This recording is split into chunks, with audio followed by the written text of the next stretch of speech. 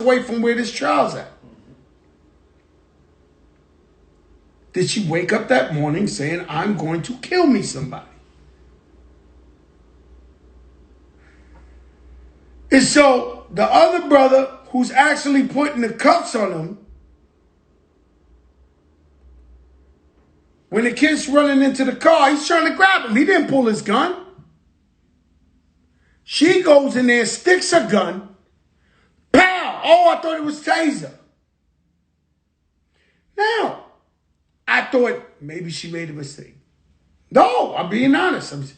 Maybe this woman made a mistake. She's a veteran. Wasn't even her business to go in there and shoot, right? But she's a veteran. Maybe she made a mistake. But then I start seeing the tasers are yellow. They're on the left side.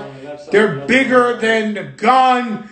You're supposed to go taser, taser, taser. The weight difference is Yo, bro. too much. But did she want to murder someone that day? Or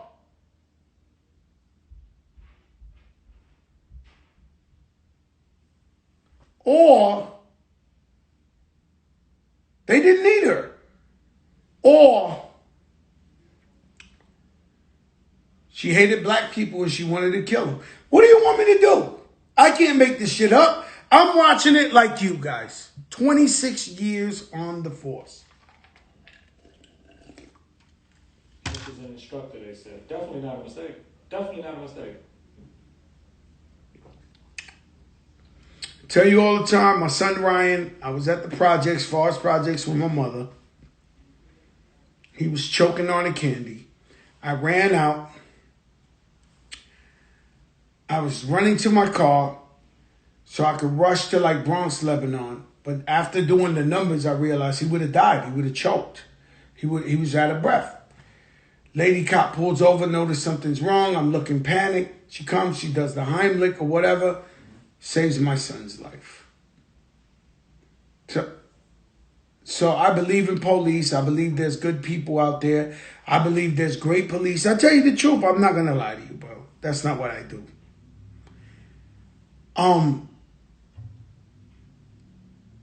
But these cities are about to go bankrupt soon.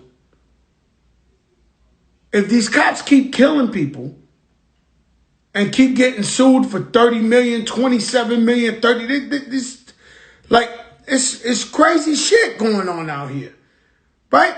So now 26 years in the game, you would think this lady knows the difference between a gun and a taser.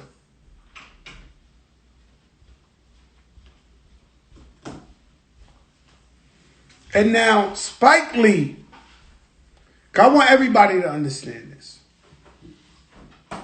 Spike Lee and me had a conversation maybe last year or a year ago, 2 years ago. Shout out to Spike, man. We was talking about the Knicks. We're going to talk about the Knicks. Oh, woo! And so Spike Lee and me was talking. Spike Lee says, Joe, black people were taken from Africa, came to America, to a foreign land, and put in slavery for 400 years. We know what happened. They whipped them, they raped them, humiliation, broke it, anything you could just think of.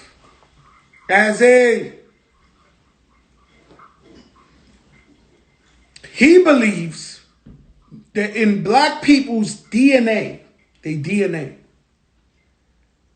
no matter how innocent they are, no matter how good they are, how kind they are, that something gets triggered in their chemical when they see handcuffs. Like the little kid, they pulled him over for a fucking air freshener. He didn't have to run. But Spike says it's something in the DNA that you wild out. I swear to God, Spike tells me this, and I believe him. It's trauma from all these generations that's in you. If they talking about they take a cow and they feed him nothing but grass and he's grass fed and this, and you eat it and so it's better for you than a regular cow or whatever. If you 400 years and you see the cuffs again, something triggers you that makes you want to move. And so, this is maybe what happened to this kid. Because you know they stopped him because he had an air freshener. Come on, guys.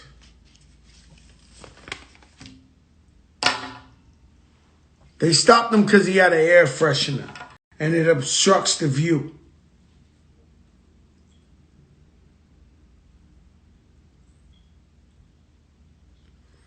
And so,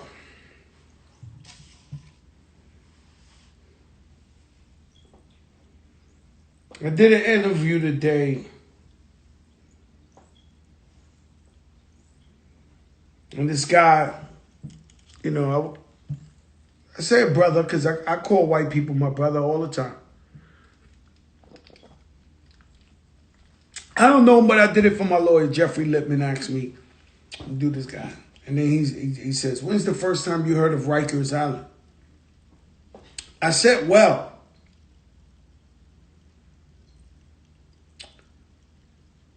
the first minute I grew up in the projects,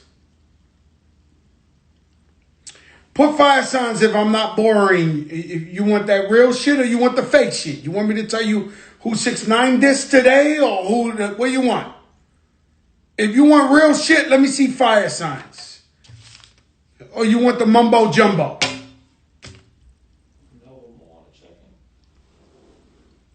Yeah, Melba Moore, living legend. And so he asked me about Rikers Island. I said, listen, man, my projects has had to be the same architect who designed my projects, who designed the public school across the street. The first time I ever went to visit an inmate in Rikers Island, it was the same fucking architect. So you know there's something called School of Prison Pipeline. But I want to know why the guy who designed the projects, designed the public school, and designed Rikers Island. Is it for you to feel more comfortable when you arrive in Rikers Island that it's the same people? He said, really? I never thought about that. I said, well, imagine you in the Chevron. You're in the same designer. It's got to be some. I'm not that deep. I'm not the conspiracy king.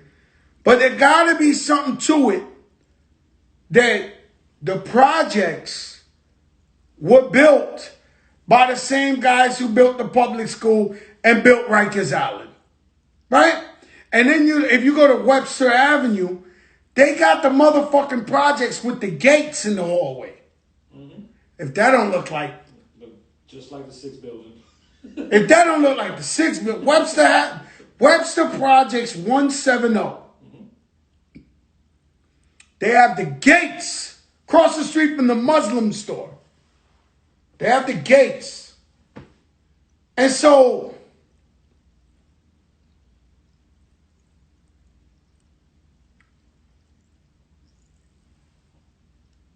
what is this? Right? And so, we are born in Rikers Island.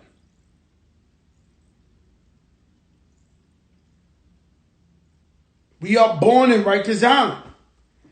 And so, it's normal for people to go there. And then the hood be making the dumbest shit you ever thought of in your life. Anybody went to Rikers Island for 6 months, 8 months, they came home like certified, like they had the blue check. Yo, I was in the island. Did a bullet in the island. Oh, he's a real dude. Yo, this guy did. He could have been getting his ass beat on the island, foot up his ass, smacked his cheek off, no phone time, but we think he's tough. Thank you, Melba. And so they're lying to you and telling you like, you did your thing. It's a lie. The job is to not get locked up. So while I'm doing this interview, and let's keep it real. You want to keep it real? Throw the fire signs up.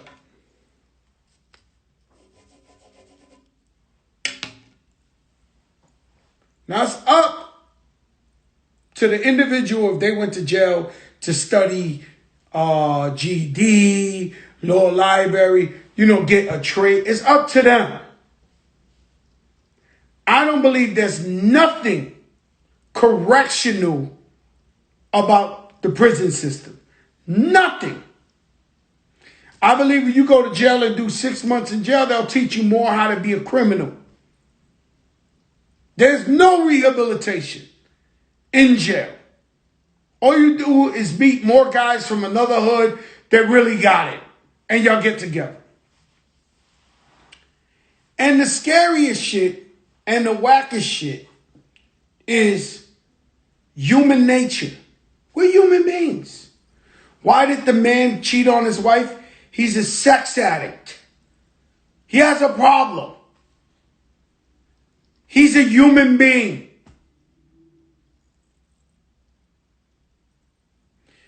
I might have a day. I argue with my wife for 3 hours straight. What do you think the next conversation is going to be like with an employee or something like that, right? So I'm giving you all this scenario to say,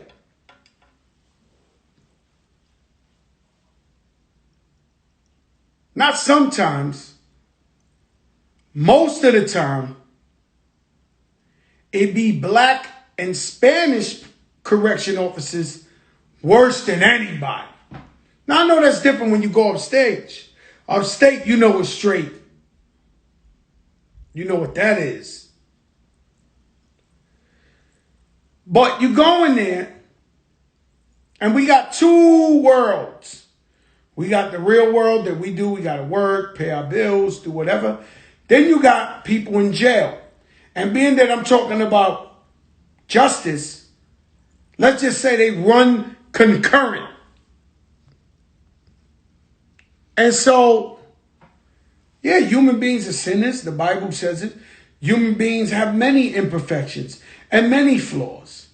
And these people go in there, they straight. I keep it real with you. Some COs is in there. They stuck. Once they check in, they stuck. They might not know what their wives is doing. They not be able to have their phone to call their wife while they're in there.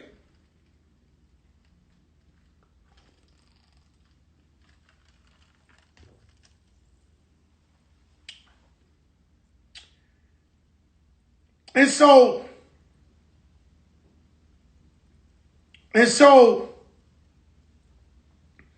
they go in there, they treating you like shit. They talking to people like, this is my motherfucking house, and I run this shit. And then you be looking, all right, let me just give you what the real psychological problem is, right? Hypothetically, let's just say, there's a guy in jail for 3 murders. He's in jail for life. He did 3 murders. He's in Rikers Island. He murdered. I wouldn't murder a butterfly or a canary. He murdered 3 people. Stone cold killer. About to do 1,000 years. You come in there, you got a correction officer who's half his weight, pancho cara de queso, talking to him crazy. Yo, I don't give a fuck. This is my house. I'm the head nigga in charge. Well, what do you expect is going to happen? And so, it's crazy because all I did was 4 months in jail. And in Miami, there's no real, Puerto Rican correction officers. So I do my time in Miami. The only cop, the only CEO Not the warden, assistant warden, not a black cop, not a green or an orange. The only cop that ever screamed at Fat Joe. I was laying in the bed getting ready to go to work. And he said, yo, dumb loud, right? I'm like, well, I'm still chilling, right? Maybe he ain't talking to me. I said, yo! I'm like, yo! So I get up off the bed. The cop! The cop! The cop! So I'm like, the cop? It needs to go in the garbage. Now my shit is so spotless. It almost looks like there's shellac on the counter. It's so clean. But I was drinking a little water and I left the plastic cup on top of there. But the moral to the story, you're not understanding. I look at this dude, man. Young Puerto Rican dude. The only one that worked in the whole jail. And I said, look at this dude, man. He spent most of his life looking up to me. And now he gets a chance to go home and tell his friends he screamed on Fat Joe or some shit. How disgusting is this dude right here? I looked at him, I was more sad for him that he had to do that. Ain't no dry snitching here. I ain't tell you the man's name. I ain't tell you none of that shit. And he's a piece of shit anyway. Okay, you can take that with you if you know the nigga. And so, but I look at him and I felt so bad to him.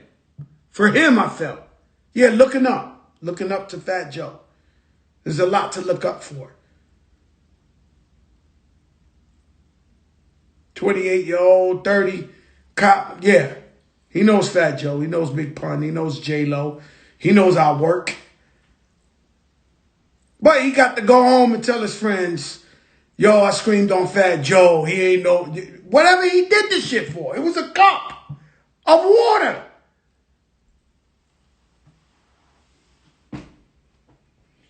And so we dealing with that.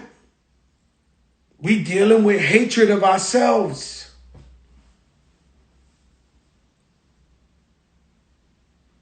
Hatred of ourselves. You go to Rikers Island or any jail. Oh yes, people prefer power over money. You got punks who get to go in there and act like they're God, like they're King Kong. They're Godzilla. To guys that are really dangerous. Yes. Power's a motherfucker. It's the biggest drug in the world. It's the biggest drug in the world.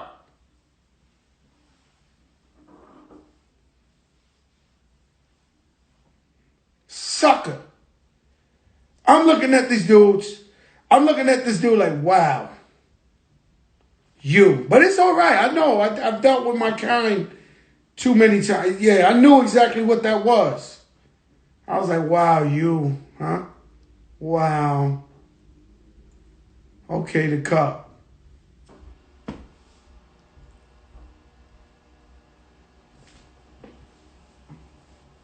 And so I tell you that story about, he said, could you change? Shine did 10 years in jail.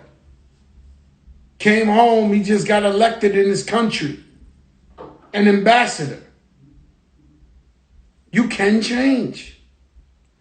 But why is it that they pretend to say you can't change when you can?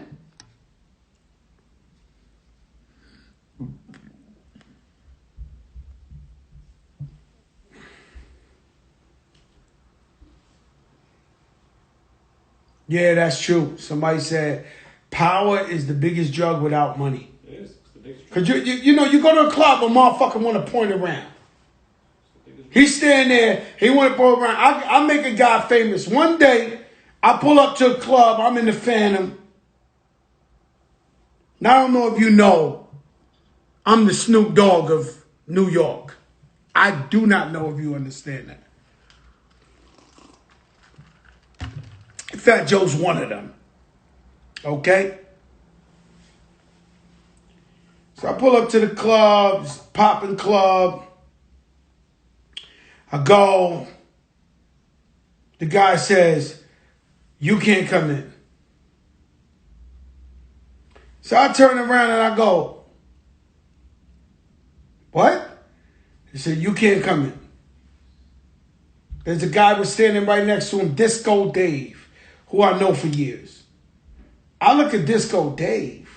I said, yo, Dave. Dave was like, yo, he's the boss. I said, you know, Dave, you's a sucker, bro. You's a real punk, bro. You's a sucker. I was so hurt by Disco Dave. At least he should have told him, man, yo, what you do? Boom, nothing. I walk away. I jump in my Phantom. I go to a club downtown where they treated me like a king.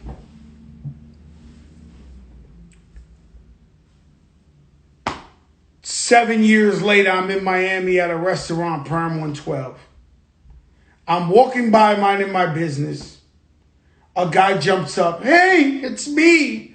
It's me. I'm the guy who didn't let you in the club 7 years ago by the West Side. I'm like, what? I'm wrong. He was in his. I said, damn. This guy, it made his fucking life that he didn't let me go in the club. 7 years later, 13 states away, I never even thinking about this. It's me. I ain't let you in the club. I'm sorry. It was my club. I'm like, yo, these guys are legendary. And so they punks.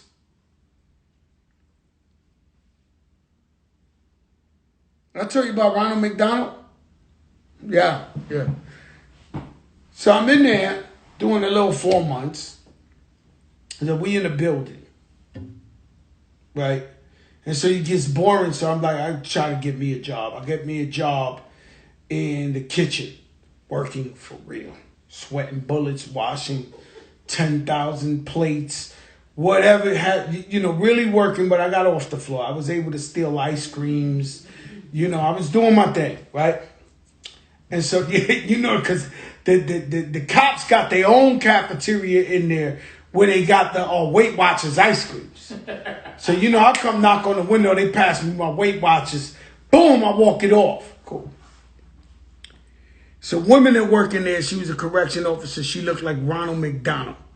White lady with the red hair like this, like an afro. She walks in like, I don't bother nobody. I just work. And so the way this works is you go to work. When you're going back home or going up, they take you in these giant elevators. So all 50 workers or 100 workers, it might have been 100, come in the hallway. You line up. They say your name. You go in the elevator and you go up. I got to be number 99 out of 100 in the back, quiet as hell. This is my motherfucking house, Ronald McDonald. I run this shit. Head bitch in charge. Like, okay. But I'm all the way in the back. I tell the lady's going on, yeah, this, that, and then she says, and I don't care if you rich and famous. So you skip 99. I'm like, I peek out. I said, miss, you got to be talking to me. Right? You must be talking to me because ain't nobody else rich and famous here on this line. Well, maybe I'm talking to you. She goes on talking her shit, making a movie, right? And I turn around and I say, listen, man. She talking so much shit. The only thing I could tell her, I said, miss, do you know what? You're running out of time. Huh? You're running out of time. I'm only here a month and a day left. Like, it's over. In a month and a day, I'm going to my mansion on the water down the block. It's over. Like, there's no more party. Have all the fun you want for a month and a half. She turns around and looks at me and says, well, you can leave in a pine box. Ah!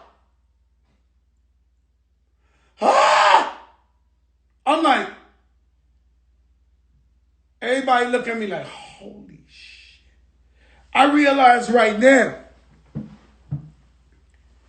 do not fuck with this bitch. Do not fuck with this bitch. Like she's psycho, or you don't, leave her alone. Okay? Leave her alone. And so, I turn around, I say nothing, I go upstairs, this, that. Right? I'm saying this because I sleep like a baby at night. They could be throwing bombs in the neighborhood, I'm sleeping like a baby. Like I sleep good. Right? One night I can't sleep and I'm watching TV. It's the news. It was a new channel, the One Network or something. It was 5 something in the morning. As I'm changing the channel, there's Ronald McDonald on the TV screen of the news. I wake up my wife and Lorena, look. Ronald McDonald, the lady I told you about. Yo, this bitch is crazy. Right? Lorena wakes up. I said, let me turn it up. It's like 5 something in the morning, 5:45. Lady correction officer locked up for killing her husband. They have video of her throwing him over the boat and cameras in the houses. Yo, come on, bro. I can't make this shit up, man. Google this shit. I can't make it up. Apparently, she was a dangerous woman.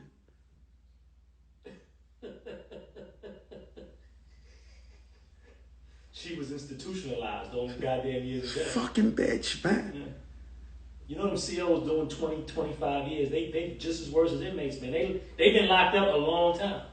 Cause that shit ain't dangerous. Ronald McDonald, man. The bitch gotta be in jail for crazy years now.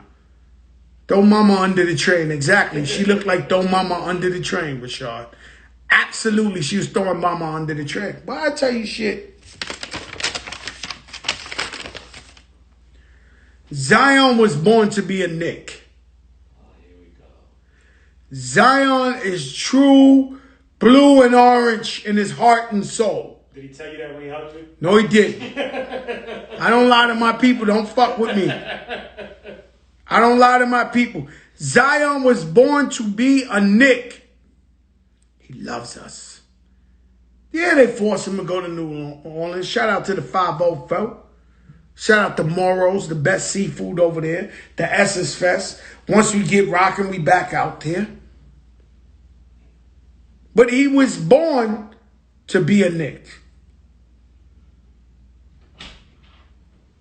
After the game yesterday, because I was talking about it with Q-Tip, legendary Tribe Called Quest. He was at the game with me. He sent me a little video. Said, he went on ESPN talking about I love playing in New York. Other than New Orleans, he bigged up New Orleans. This is the biggest city, the mecca of basketball. He was talking that shit. What, he got one more year? No. He got 1 or 2. That's it. That's 2 more. No. He was hurt the first year. It's already 2 seasons in COVID. It said 3 years or 4 years. It's 4 years. Rookie deal. Okay, he got 2 more years. He got 2 more. Relax.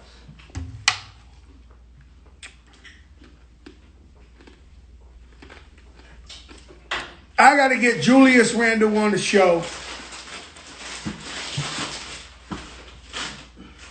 The man's amazing. Un caballo, brother. Fuerte vería este hombre. Julius Randle is killing these guys. MVP-like season. And he doesn't get his flowers like he deserves. Everybody, go to the Nets. Go love it. Go love the Nets. Go to cross the train tracks. Take the bridge. Get out of here. Take the train. Take the train. Take the train. Huh! We love Zion. Zion's a Nick. He's coming. Watch. He is coming. Julius Randle, we love you. The Knicks, I love what you're doing. It's 6 in a row.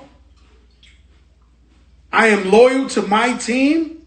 I am not like you guys. Hey, it's me, the interview guy.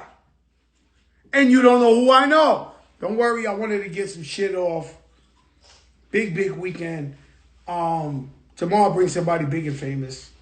And the rest of the week, somebody big and famous. Don't worry about it. We'll do it free of charge right on your phone. You'll have a time of your life. But, you know, keep your eye on what's going on in this trial.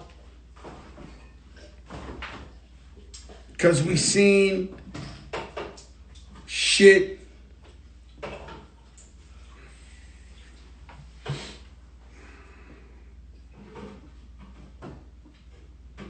That's right. Be a Knicks fan for life. Rep your Knicks. Don't be like Uncle Dan, go for Golden State. Oh, wow. Wow. Rich Player's a Laker fan. Defending world champs. Let's be clear. Who is your team, Mayor? I'm a LeBron stan. Yeah, I'm a LeBron fan too. So he's Laker. I'm a LeBron stan. I'm a LeBron fan too wherever he goes. If my Knicks don't make it, but that was past tense. We're making it to the playoffs this year. I'm not talking like that no more. I'm not talking like that no more. I am not talking like that no more.